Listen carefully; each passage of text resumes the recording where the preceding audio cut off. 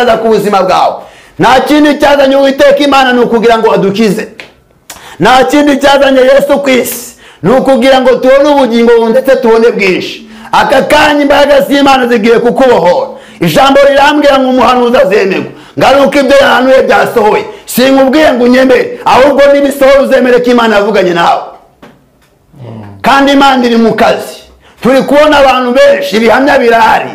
Ibihamya birahari by'abantu Imana iri kugenda ibohora, by'abantu Imana iri kugenda igirira neza. Ibihamya birahari. Nubikenera tuzabiguha, ariko aka kanya uzabyibonaho nawe ubwawe, kuko hari operasiyo y'Imana iri guhora ku buzima bwawe. Hari imbaraga z'Imana zirimo zikubohora, hari imbaraga z'Imana ziri gukubatu, kuko Imana yamanutse, Imana yururutse, yaje ku buzima bwawe.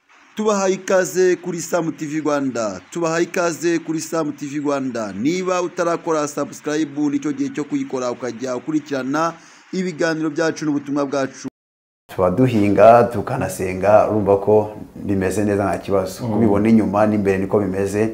Imana yarahabaye, yabaye Imana kandi yari yegaragaje. Hari ibyo yagiye ihindura. Ufite uwo mwana ni ufite ubugingo. Iyo uri kugenda ugasimbiza umwana wumva ari muzima, wumva ameze neza nta kibazo. Iyo ndi kugenda ngasimbiza umwana numva bimeze neza nta kibazo mfite. Imana iri kumwe nanjye. Izina ni ryo muntu nabayisenga Samuel. Rero Imana iri kumwe nanjye kandi yagiye ibana nanjye mu buryo butandukanye. Urakoze cyane. Reka mvuge ngo Imana igukomereze amaboko, aho kandi utagwisare uzabona ingororano z'abakoze neza. Samuel, nuko twinjira mu kiganiro cyacu, reka ngusabe usenga Imana. We numara gusenga Imana udupfundurire ku gaseke Imana yaguhaye. Kongeye kukubaha Data Nyiringabo, Imana yera, Imana ikiranuka, Imana ifite imbaraga, Imana ifite ubutware, Imana ifite ububasha, Imana ifite ubushobozi, Imana yo kwizerwa. Se umwami wacu Yesu Kristo, uravuga bikaba, wategeka bigakomera. Hala shatayasi erebokosi. Urarera Data, urashoboye, ufite imbaraga. Uyu mwanya iyi saha nahageze, nongeye guhura n'umwana wawe, nongeye kugera kwicano, nongeye kuba mu mwanya ushakamo. Ndakwinginza aka kanya Nyiringabo Imana ubane nanjye, unkoreshe Data. Abagiye kumva ijambo ryawe nabo amatwi y'abafungukire kukumva, nibumve njye uvuga, ahubwo bumvire wowe muri jye. Urera, urakiranuka. Daimoni yose yakitambika imbere y'ubuzima bwa buri wese ndayitesha agaciro. Imbaraga zose zatuma umuntu atumva, imbaraga zose zatuma navuga ibyawe nk'uko wabimaye, ndazifatamira, ndazisenda zirimbura. Ngaho bana natwe muri iki kiganiro, wigaragaze nk'Imana, ni mu izina rya Kristo urakoze. Amen. Kari wakomeza. Murakoze cyane. Reka twumve icyo Imana yashize ku mutima wanjye. Ni Samu nk'uko twabivuze. Rero aka kanya Imana yashyize ku mutima ijambo. Ijambo Imana yamaye cyangwa message Imana yamaye nuko Imana ije gukura abantu mu nzu z'imbohe. Inzu z'imbohe zitandukanye, ntabwo mvuga izigereza zisanzwe, uretse ko hari n'abo Imana yakura mu nzu y'imbohe mu buryo bwa gereza, ariko Imana ije gukura abantu mu nzu y'imbohe. Icyo ni icya kabiri. Ikindi, Imana ije gushyira igitinyiro cyayo ku bantu bayo, kuko imbaraga zibahagurukiye ni nyinshi. Aho rero izo niyo message mfite nyamukuru zireba buri muntu wese ukurikiranye iyi channel uri kunyumva, nuko Imana ije gukingura amarembo ku buzima bwawe. Hari imbaraga zari zigufashe, izo ngizo Imana ije gukingura amarembo, ugiye kubona Imana. Reka rero twinjira mu ijambo, adufashe adusomere twumve icyo Imana ivuga. Ariko mbere yuko dusoma, ndabasha kubibutsa ko tumaze iminsi kuvejo turi mu cyumweru cya Pentecote. Turi muri Pentecote. Pentecote bivuga iki? Bitubwira iki? Bitubwira ko ari igihe intumwa zaboneyeho umwuka wera, ubwo Imana yamanuraga imbaraga, intumwa zikuzura umwuka wera, zigahanura, zikavuga mu ndimi nshya. Buri muntu wese akabona ineza y'Imana, abantu bakavuga ati ni aba Kristo. Uwo ni umunsi wa Pentecote. Imana imanukiye ubuzima bwawe, ikuzuze mwuka wera ugushoboza kumva ibyo ngiye kuvuga aka kanya, ikuzuze mwuka wera igushoboza gusobanukirwa n'iri jambo tugiye kuganira. Ala sitara bokosi erewa. Imana ikuzuze umwuka wera uhindura amateka y'ubuzima bwawe. Imana ikuzuze mwuka wera ubohora ingingo zawe. Haleluya. Imana ikuzuze umwuka wera ugira ahantu uva naho ujya. Iki ni igihe cyo kuba mu mbaraga z'umwuka wera. Iki ni igihe cyo kubana n'Imana mu mbaraga z'umwuka wera. Imana ikeneye abantu buzura mwuka wera. Niyo mpamvu Imana yavuganye n'intumwa iyazibwira ngo icyakora muzahabwa iki. Ni Kristo wari urimo asezera ku ntumwa avugana nazo bwa nyuma. Yari yabanje kuzimenagura. Haleluya. Azimena mu buhe buryo? Yabasanze baroba, arangije ajanjagura imitima yabo, arangije arayibumba, arangije arayubaka, ayishyiramo ijambo ryayo. Umuririmbyi wa 336 ugizwe n'igitero kimwe cy'isengesho. Iki gitero uraririmba bavuga ngo mwuka wera w'Imana amanukira ubu. Sinzi niba nakaririmba ngo mwuka wera w'Imana amanukira ubu, mwuka wera w'Imana amanukira ubu, mena mbumba nyuzura nkoresha, mwuka wera w'Imana manu. Oh mwuka wera w'Imana amanukira ubu, mwuka wera w'Imana amanukira ubu, mena mbumba nyuzura nkoresha, mwuka wera w'Imana amanukira ubu. Haleluya. Uyu muririmbyi yuzuye mwuka wera arangije adutegurira uyu muririmbyi wa 336 mu ndirimbo zo gushimisha Imana. Uyu muririmbyi avuga ngo mwuka wera w'Imana amanukira ubu. Umwuka wera w'Imana amanukira ubuzima bwawe. Umwuka wera w'Imana amanukira imibereho yawe. Umwuka wera w'Imana amanuke ku buzima bwawe, agire ibintu ahindagura. Aravuga ngo mena. Uyu muririmbyi yari akeneye mwuka wera uza akamenagura umutima we, akamenagura ingingo ze, akamumenagura. Ngo noneho arangije avuga ngo mbumba. Haleluya. Aravuga ati mbumba. Arongera avuga ngo numara kumbumba unyuzure. Imana igira ibintu yuzuza muri wowe. Imana yuzuza amasezerano yayo ku buzima bwawe. Imana yuzuza ibisubizo ku buzima bwawe. Arangije avuga ngo nkoresha. Haleluya. Paulo ni umwe mu bantu uyu mwuka wera wamenaguye. Igihe kimwe arimo agenda mu nzira y'i Damasiko, Bibiliya tubwira ngo nuko ngo ahageze atungurwa n'umuriri uvuye mu ijuru, ngo nuko ngo umucyo uramukubita, umaze kumukubita ngo yisanga hasi, ngo nuko mwuka wera mumena ijisho, ahita agira ubusembwa cyangwa se icyasha. Mwuka wera yageze ku muntu aramumena akagira ibintu asohora, arakumena akagira imbaraga agenda asohora mu buzima bwawe. Iyo ufite ibyaha asohora ibyaha muri wowe. Iyo ufite abadayimoni asohora abadayimoni muri wowe. Iyo uri umusinzi asohora ubusinzi muri wowe. Iyo uri umusambanyi asohora ubusambanyi muri wowe.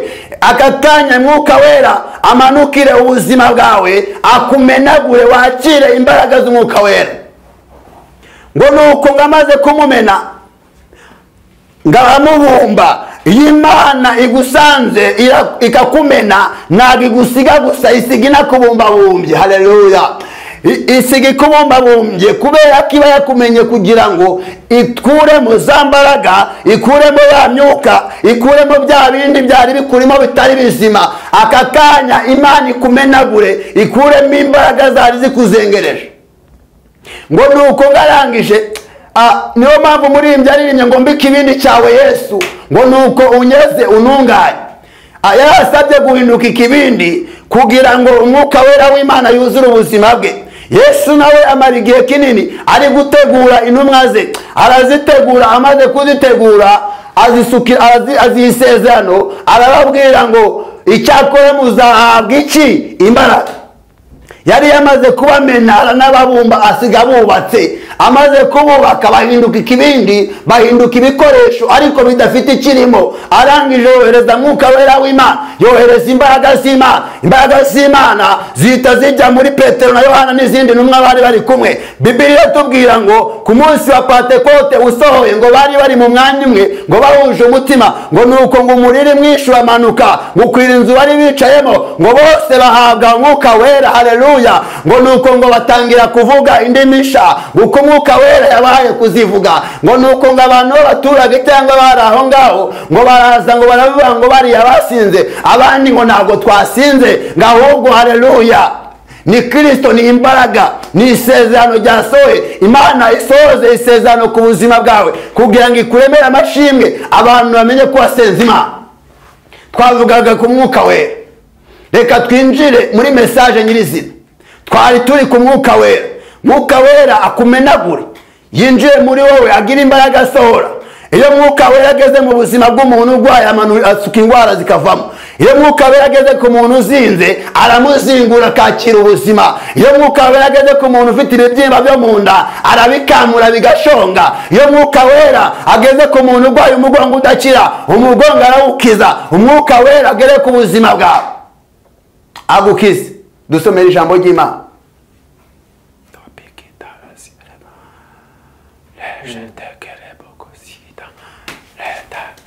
Dusomere kuva 23 umurongo waho 27 kumve icyo Imana ivugana natwe. Kuva 23 umurongo wa 27 turasoma na 28 ubundi tuze gusoma Zaburi mitensoza. Igitabo cyo kuva 23 umurongo wa 27. Dusoma mu izina rya Yesu. Nzohereza igitinyiro cyanjye kikujya imbere. Ngo nzohereza igitinyiro cyanjye kikujya imbere. Nirukana abantu uzageramo bose. Ngo nirukana abantu uzageramo bose. Aba bantu Bibiliya ivuze, aba bantu ijambo ry'Imana ritubwiye, ntago ari abantu bubaha Imana, ntago ari abantu bumva Imana, ahubwo ni abantu barwanya umugambi w'Imana, ni abantu barwanya ubushake bw'Imana, ni abantu bahiga abantu b'Imana, ni abantu bagenza abakozi b'Imana. Abo ngabo bahiga ubuzima bwawe. Niba Imana igiye kohereza igitinyiro cyayo ku buzima bwawe kikakujya imbere, ngo kugira ngo abo ngabo Imana ibirukane ku buzima bwawe. Imana igira abantu yirukana ku buzima bwawe. Yirukana abantu igusigira beza. Komeza. Ntume ababisha bawe bose baguha ibitugu. Ngo nzatuma ababisha bawe bose baguha ibitugu. Aka kanya Imana iravugana nawe. Hari ababisha bawe, hari imbaraga zakugwanyaga, hari abari baguhagurukiye. Aka kanya ngo Imana igiye gutuma baguha ibitugu kuko Uwiteka Imana aje ku buzima bwawe. Barakugambaniye ariko ntacyo bazageraho, ntacyo bazigera bageraho. Imbaraga bakoresheje zose, hari imbaraga z'imiriziri, imbaraga z'Uwiteka Imana zigiye kuza gufatamira izo mbaraga zikugwanya. Ngazatuma ababisha bawe baguha iki? Ibitugu. Ntabwo bazaguha ibitugu badasubiye inyuma, ahubwo bazasubira inyuma biruke baguhunge, kubera ko Imana ije ku buzima bwawe. Yego. Nzohereza amavubi akujya imbere. Ngo nzohereza amavubi. Uwiteka ngazohereza amavubi ajya imbere y'ubuzima bwawe. Yirukane abahivi n'abanyakanani n'abaheti imbere yawe. Ngazirukana abahivi, abanyakanani n'abaheti imbere yawe. Ntago ari inyuma yawe kuko ibyo inyuma wabisize, ahubwo ni imbere yawe. Mu rugendo ujyamo, mu buzima ujyamo, Imana igiye kohereza amavubi akujya imbere. Imana iguhereza imbaraga z'amavubi zikujya imbere, zigushoboza kwinjira mu mugambi w'Imana. Imana iguha imbaraga z'amavubi, haleluya, zikujya imbere, zigushoboze kubona ineza y'Imana. Hari imbaraga Imana igiye kohereza ku buzima bwawe zigiye gukujya imbere, aho bitemeraga bikemera. Mu bucuruzi bwawe imbaraga z'amavubi Imana igiye kuzohereza mu bucuruzi bwawe. Wacuruzaga n'ibyemere, ubukungu bigiye kwemera kubera ko hari imbaraga, haleluya, Imana igiye kohereza ku buzima bwawe, kandi biraza gusobanuka. Imana igiye kubikora, hari ibyo Imana igiye guhindura kuko yohereje izo mbaraga. Soma Zaburi 24 142 umurongo wa 8 wonyine. Zaburi 142 umurongo wa 2 wa 8. 142 Paula si elebo. Shimwa Yesu. Zaburi 142 umurongo wa 8. Kura umutima wanjye mu nzu y'imbohe. Kura umutima wanjye mu nzu y'imbohe.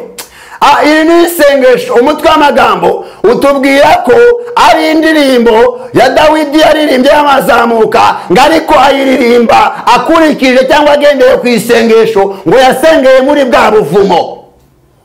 Ahangaha Dawidi yarimo ahigwa na Sawuli. hari Sawuli wawe uguhiga, hari Sawuli wawe ukugenza, ariko aka kanya Imana igiye kuza gukura umutima wawe mu nzu y'imbohe.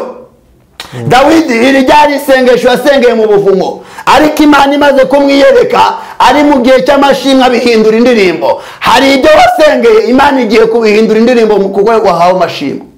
Hari ibintu ugiye kujya uririmba wabivuga gusenga ariko ugiye kubihindura indirimbo. Hana yasenga ngabona umwana birangira aririmbye indirimbo ivuga ngo wari inguma byaye karindwi. Nawe rero aka kanya Imana igiye gufata ibyo wabonaga bimeze nk'ibibazo, Imana ibihindura ibisubizo. Dawidi yarabivanye ngo kura umutima wanjye mu nzu y'imbohe kugira ngo nshime izina ryawe. Imana ikura umutima wawe mu nzu y'imbohe. Umutima wawe Imana iwukure mu buzima wari urimo bwari bukugoye. Imana ikura umutima wawe aho bawujyanye mu mbaraga bagutongeye. Imana ikure umutima wawe yerekeze umutima wawe ku Uwiteka Imana. Imana ikuremera amashimwe. Aravuga ngo kugira ngo nshime izina ryawe. Nta kindi kizatuma ushima izina ry'Imana, nuko Imana igomba kubikora, nuko Imana igomba kugutabara kugira ngo ushime izina ry'Uwiteka Imana. Nta kindi kizatuma Imana ikora ku buzima bwawe uretse kugira ngo ushime izina ry'Uwiteka Imana. Iyi nzu y'imbohe Dawidi yarimo, nawe hari inzu y'imbohe urimo. Mbibutse ko nababwiye ko Imana yambwiye ko ije gukura abantu mu nzu z'imbohe. Hari inzu y'imbohe wari urimo y'ubuzima bubi, hari inzu y'imbohe wari urimo y'uburwayi. Ndashaka gutangariza amakuru akubwira ngo Imana yiteguye kugukura mu nzu y'imbohe. Imana yiteguye kubana nawe. Haleluya. Imana yiteguye kubana nawe, kandi wowe Imana igiye kugukorera igitangaza. Wowe urwaye umutwe udakira, Imana igiye kugukiza, kuko Imana yiteguye gukora igitangaza ku buzima bwawe. Nta kindi cyazanye Uwiteka Imana ni ukugira ngo adukize. Nta kindi cyazanye Yesu ku isi ni ukugira ngo tubone ubugingo ndetse tubone bwinshi. Aka kanya imbaraga z'Imana zigiye kukubohora. Ijambo rirambwira ngo umuhanuzi azemerwa, ngaruka ibyo yahanuye byasohoye. Sinkubwiye ngo unyemere, ahubwo nibisohora uzemere ko Imana yavuganye nawe. Kandi Imana iri mu kazi. Turi kubona abantu benshi, ibihamya birahari. Ibihamya birahari by'abantu Imana iri kugenda ibohora, by'abantu Imana iri kugenda igirira neza. Ibihamya birahari, nubikenera tuzabiguha, ariko aka kanya uzabyibonaho nawe ubwawe, kuko hari operasiyo ya Imana iri guha ku buzima bwawe. Hari imbaraga z'Imana zirimo zikubohora, hari imbaraga z'Imana ziri gukubatu, kuko Imana yamanutse, Imana yururutse, yaje ku buzima bwawe. Hari ibintu ije guhindura, ibitemeraga aka kanya bigiye kwemera. Tayasi erebo kosi ereba. Ndagushimiye papa, byamereyeho. Hari ibyo nabonye byemeye, nabonye ineza y'Imana. Nawe aka kanya Imana yanzanye kugira ngo nawe ubone ineza y'Imana, kugira ngo nawe ubone koga kw'Imana. Nepo nariye ku madolari. Imana yaje ku buzima bwawe. Hari ibintu ije guhindura, hari ibintu Imana ije guhindura kugira ngo ikwereke ko wasenze Imana. Hari ibintu Imana ije guhindura, kandi ikimenyetso muzakibona. Nzagaruka mufite amashimwe. Imbaraga z'Imana zije kubabohora. Imana yanyohereje, naje mu mujyi wa Kigali, nurutse mu ntara. Nta kindi cyanzanye, nuko naje kubabwira ko Imana ije kubabohora. Imana ije kubakura mu nzu y'imbohe. Imana ije kubakura mu nzu y'imbohe. Wowe ufite ikibazo cy'urubyaro, umugabo wawe ni muzima ariko wowe ufite ikibazo, Imana ije kukubohora. Ugiye kubona urubyaro, umugabo wawe ni muzima, mwagiye kwa muganga bakubwira ko ari muzima, bavuga ko ari wowe ufite ikibazo, ariko aka kanya Imana igiye kuzingura inda yawe, kandi uzashima izina ry'Uwiteka Imana. Uzavuga gukomera kw'Imana. Hari amateka agiye guhinduka kubera wowe. Hari abantu benshi bazahindurirwa ubuzima kubera wowe, kubera ko Imana ije gukora igitangaza cyivugira, kandi abantu bazabibona, imiryango izabibona, abakwanze bazabibona. Imana iraje ku buzima bwawe. Ndagutangariza aho ufite ikibazo cy'ibibyimba, Imana ije gukamura ibyo bibyimba, kuko Imana ije ku buzima bwawe, kandi Imana ije gukora. Wizere ko Imana ije kubikora, kuko imbaraga z'Imana ziri ku buzima bwanyu, kugira ngo muhanure, kugira ngo mubwire ko Imana ije kukubohora, ko Imana ije kubikora, kandi ubyizere. Imana ije gukura umutima wawe mu nzu y'imbohe. Inzu y'imbohe washyizwemo n'abantu, Imana ije kugukuramo. Imbaraga z'Imana zibane nawe. Imana ibagire neza. Haleluya. Haleluya.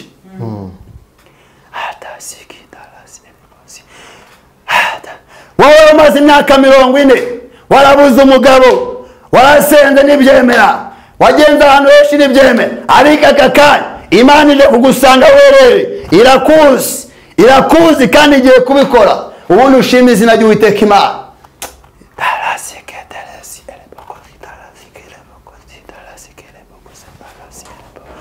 Vugane nawe wabuze impapuro mu gihugu uherereyemo zo kuba muri icyo gihugu, Imana igiye kuguha impapuro kandi uzabibona, uzashima izina ry'Uwiteka Imana. Imana y'amahoro bagiye neza. Reka nsoreze ahangaha ubundi senge. Imana ije kubabohora, ije gukura umutima wanyu mu nzu y'imbohe. Iri ni ijambo ry'Imana, iyi ni message y'Imana. Niwize uzagira ibyiza byo mu gihugu. Imana iri ku buzima bwawe kandi ije gukora. Reka dushime Imana. Ndagushimiye papa mwiza, urera kandi urakiranuka. Ijambo ryawe urarikurikirana kugeza urisohore. Reka iri jambo ryawe, reka izi message mayo ubwoko bwawe uzisohoresha umwete wawe. Abo bitemeraga byemere, bimenyekane ko ari wowe Imana. Uri Imana ishoboye kandi uri Imana ihambaye. Rengera ubwoko bwawe, rengera abana bawe. Data nyiringabo, Imana ishoboye, Imana ihambaye, bimenyekane ko ari wowe Imana. Ndagushimiye kuri Imana umva gusenga, ni mu izina rya Kristo turakoze. Amen. Urakoze cyane Samuel, Imana iguhe umugisha ku bwa message utanze. Wakoze kumvira Imana. Tugana ku musozo w'ikiganiro cyacu, ariko kandi Samuel birashoboka yuko hari kwifuza ko muvugana, kwifuza ko musengana. Turajya mu mbere ko tukurekura utange nimero za telefone tugane ku musozo. Nimero yanjye ya WhatsApp cyangwa se yo guhamagarwaho no guteranya 250 karindwi